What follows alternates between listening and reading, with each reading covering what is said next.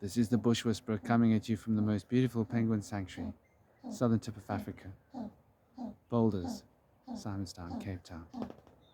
Growth. Coming to talk to you today about growth. And growth is an interesting one.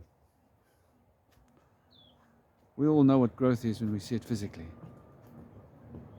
Have we considered what growth is mentally? I would say that if we consider growth, it is the addition of substance, becoming more substantial in whatever sphere it is one is considering. So when one considers, like my 6-year-old boy, for example, and I observe his growth, I'm observing his mass, I'm observing his height, I'm observing his broadness, the dimensionality of his body. This is an easy one to consider. But when we consider growth on a mental level, it is the addition of information. So one grows mentally when one is able to mentally increase the volume of the information. The metric size of information becomes greater.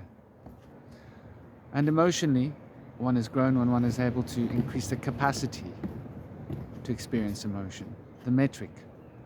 So growth is very much to do with metric, if we consider it, dimensionality, and the measuring of this. What is spiritual growth? Like and subscribe to this channel if you like the content that you've been seeing. And these videos are best watched sequentially from the beginning to the end, season by season. Spiritual growth is a little bit different. When we consider spiritual growth, we are observing one's consciousness field in subtotality. So the consciousness field involves the growth of emotionality, the potential, also the growth of mental capacity, the potential, also the growth of other facilities which are less substantial, very much related to the mental and related to the emotional. Though, to consider mental and emotional growth for a moment, when one grows mentally, one tends to shrink emotionally. So you can consider growth as a relativity. To get bigger emotionally, one's mental functions would become less exhibited. And so there's a fine balance when it comes to growth that needs to be observed. Because if one is fully attuning one's mental ability and expanding one's mental functions and one's mental scope, this will inhibit the emotional flow. And vice versa. When people absorb themselves deeply in the emotional body and they live in the emotional body, it narrows the scope of the mental focus and puts all of the energy into the emotional plane. So what we can consider is quantity. If one were to quantify consciousness in terms of being conscious, in terms of awareness, in terms of the ability to perceive and the ability to be aware, this would be what I would consider as spiritual growth. And this awareness, in terms of the spiritual, would be considered to be the fundamental structure that grows. So to consider this is to consider things from a different perspective.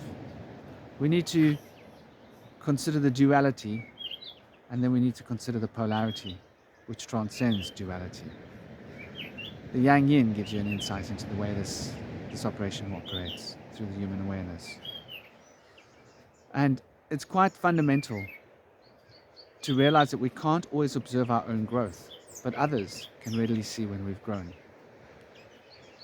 One can see the evidence of growth. The evidence of growth would be new frontiers. I'll give you an example. Let's say you were scared of spiders, and then you're no longer so scared of spiders. That's growth. The conquering of fear can be considered as the fundament of growth. And when we conquer fear, we start to experience what is. For fear is repelling the awareness of what is. And so we need to realize and consider quite deeply for a moment that our fears are like little cages that we live in. And we surround ourselves with these cages, forgetting to actualize ourselves because we become frozen in place by these fears. For fears freezes you, makes you cold. The cold fear. And it's quite fundamental to realize that you don't need to be afraid of anything, because this entire reality and this whole universe is essentially an illusion. It's a very real illusion, and the illusion has real consequences. The illusion is fundamentally something that we will be marked by and touched by, so it does shape us and change us, though we have the fundamental final say when it comes to how it shapes us, how it changes us, what we take from it. So to understand what true growth is, true inner growth, is to conceive of existing in a state without fear.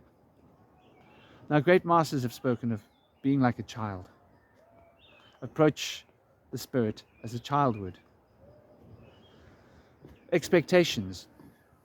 Expectations are usually bound, very subtly if one considers them, fundamentally in fear.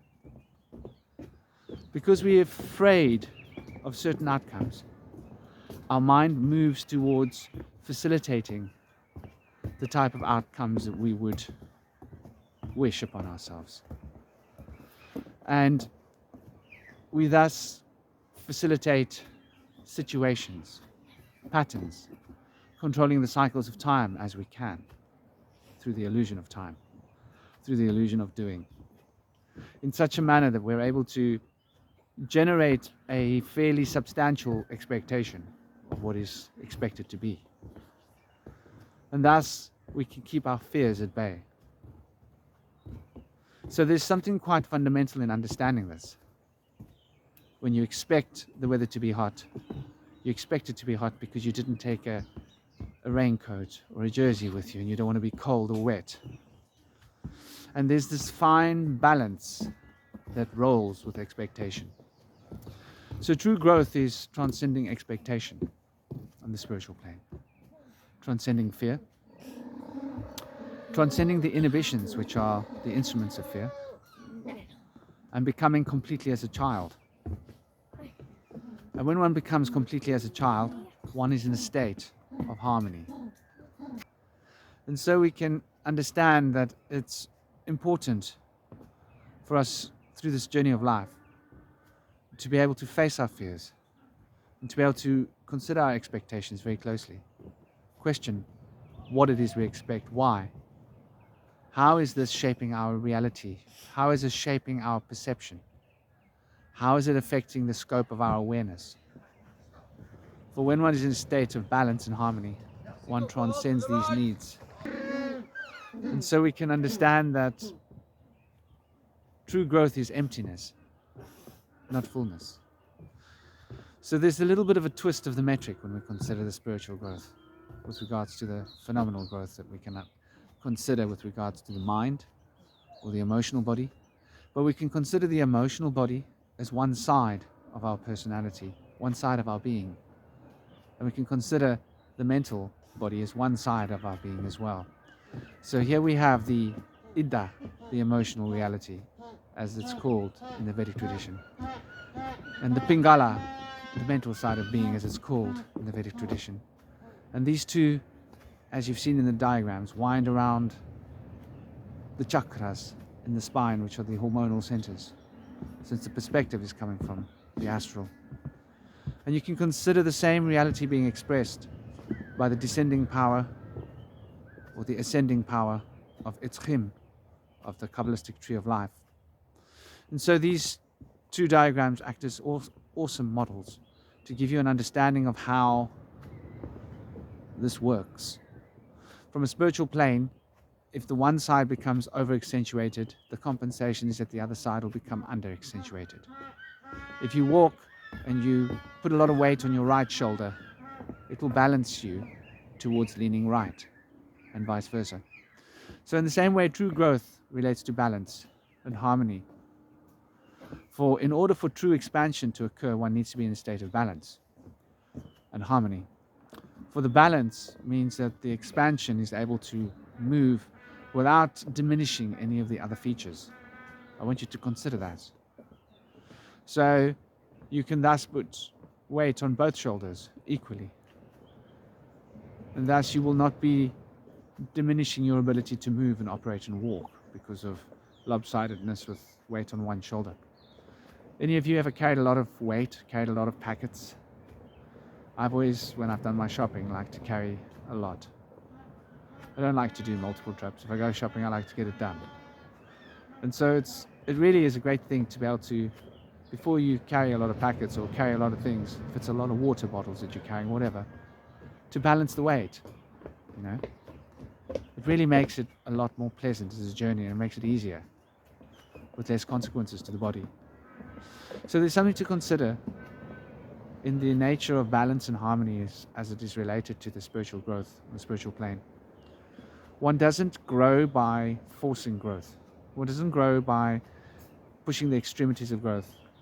Through shamanic practices, I pushed the extremity much with meditation. And I grew in unbalanced ways during phases of my life. And it took me time to learn and realize that the harmony is the key. It's what brought me to the shamanic path. It's what established my consciousness within the field of rhythm. For the rhythm is a fundamental part of the shaman's life. And the shaman is able to appreciate balance through the eyes of rhythm. For rhythm needs to follow the rules of balance. What you do to the one side, you do to the other side. And so rhythm needs to have consistency. And consistency is the expression of balance. And so the harmonies can be born through the consistencies of balance in order to produce the tones of harmony. And this is the basic principle of musicality. If you want to consider what tones are, they're faster rhythms. And faster rhythms need to fit into patterns with other particular rhythms that match their rhythm. And we call this creating chords, if you want to really get right down to the musicality. And so to understand that the fundamental principle of rhythm encapsulates the principle of harmony through balance. And we can thus backward engineer, if I can put it in such terms, our way towards the balance through the process of rhythm, which is essentially the shamanic path. And to understand this is to understand that it's not how hard you push yourself to grow. It's not how much meditation that you do necessarily. It's how consistently you do it. And it's how you balance. I had realized that the more meditation I did, the more I needed to write poetry, the more I needed to play guitar, the more I needed to play drum, the more I needed to observe nature, become attuned. Good morning. Become attuned to the principles of nature and have what I can only call recreation. And the recreation is fundamental because otherwise we become unbalanced and the pressure can become too great. We need to relieve the pressure in the head, so to speak, in the pineal and the pituitary interactions. It needs to be embraced by the heart. For the heart is the expression of the principle of balance. And in order to find that balance through the principle of rhythm, one needs to be moving toward the heart. And when one moves toward the heart, what is expressed from the heart, through the heart, is the deepest essence of the heart, which is the harmonies. So realize that spiritual growth is not what it seems to be. You can't tell someone's level of spiritual growth by looking at them. This is why it's so important to be to practice humility. Because humility is when we do not judge. And to bear in mind that judgment is a reaction to fear. Understand that. If one wasn't afraid, one wouldn't need to be judging. One would be walking in total absolute faith. And from an absolute perspective of faith, these other modes become less fundamentally important because one would use one's deeper intuitive functions to understand things and to be able to map where you're at in reality. You wouldn't need to think about where you are going using your judgment. Oh, am I getting lost or not? You would be like a bird. just follows the instinct and the intuitive functions within itself to find its direction. Birds don't think where they need to go. Animals follow the instincts. And so the instincts are always fundamentally operating through us. And so growth needs to take into account instincts. It needs to take into account all of these functions. When the brain becomes overactive, the instincts become dulled.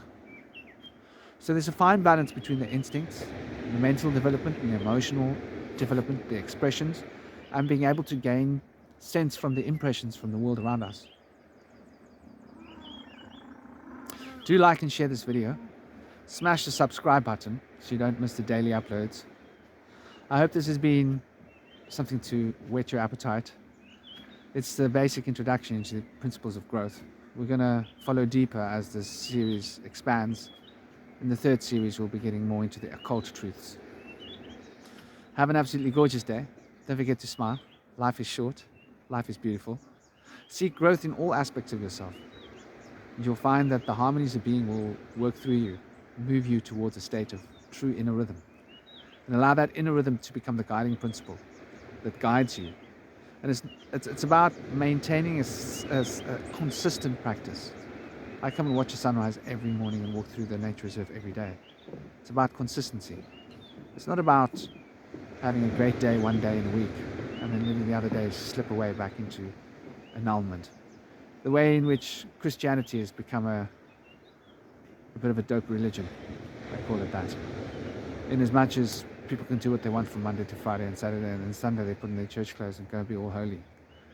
And then forget church again for the rest of the week. It's not really how it works. It's not really how you get anywhere spiritually. It's not really how you grow. You grow when you wake up every morning and you think about your spirituality. Think about your spiritual path. You embrace your spirituality every morning and every evening, every day. The more often you do it, the more profound it becomes, the more it will become a part of your path. The shaman understands it, which is why they go and live in the jungle for long periods of time. They don't just go there once in a while, spend a day in the jungle. It's got to become a lifestyle. And lifestyle is the key to the development of the spiritual powers as well. We're all interested in learning to manifest. Everybody wants to be able to gain what they want from the world. But are we thinking about what there is that we can give to the world through our hearts by becoming more balanced and harmonious? And it's when we are thinking about what it is that we can give to the world, we start to feel the impact of the world. We start to become aware of what it is going on in the world. We start noticing that the world is an expression of ourselves, that we are the world, and the world is us. And that there is no real separation or any differences when you get right down to the brass tacks. This is the Bush Whisperer, sharing a few words. Have an absolutely gorgeous day. Om Shanti.